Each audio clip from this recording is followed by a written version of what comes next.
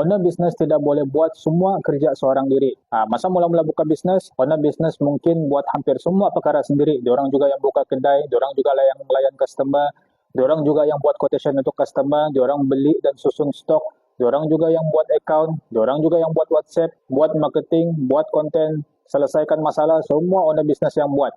Okay?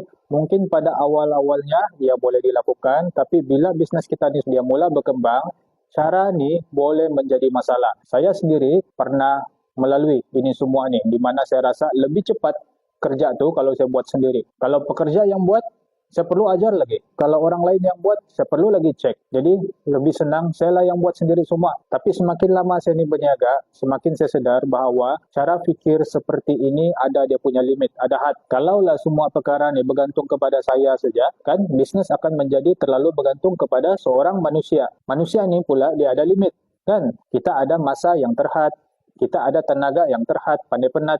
Kita punya fokus pun pandai terhad juga. Sekejap pandai mengantuk sudah hilang fokus. Okay?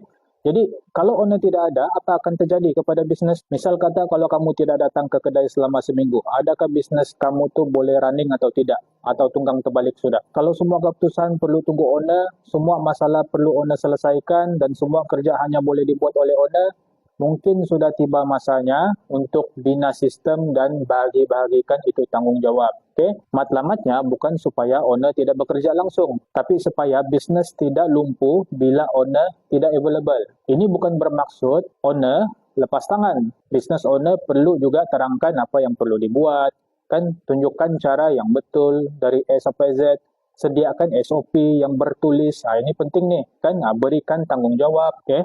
Pantau hasil kerja, okay? And then berikan teguran dan tunjuk ajar jika perlu. Dengan cara ni, barulah pekerja tu boleh belajar dan owner pula ada lebih banyak masa untuk fokus kepada perkara yang lebih besar. Okay? Pekerja ni, diorang perlu diberi peluang untuk berkembang. Ini satu lagi perkara. Okay? Kalau kita sentiasa ambil semua kerja daripada pekerja sebab kita rasa kita ni boleh buat lebih cun, lebih bagus, pekerja mungkin tidak ada peluang langsung untuk belajar. Okay? Memang diorang akan buat silap dan kesilapan kecil ni kadang-kadang ialah sebahagian daripada proses pembelajaran. Sebagai owner, kan tugas kita ni bukan hanya untuk memastikan kerja tu siap, tapi kita juga perlu bina orang supaya diorang ni mampu melakukan lebih banyak perkara dari masa ke semasa. Okay? Bila pekerja berkembang, kapasiti bisnes juga akan berkembang. Owner perlu fokus kepada perkara yang lebih penting. Bila kita mau fikir tentang masa depan bisnes, kan macam mana kita mau cari peluang baru? Adakah masa untuk kita belajar marketing? Bila kita mau start buat konten, kan?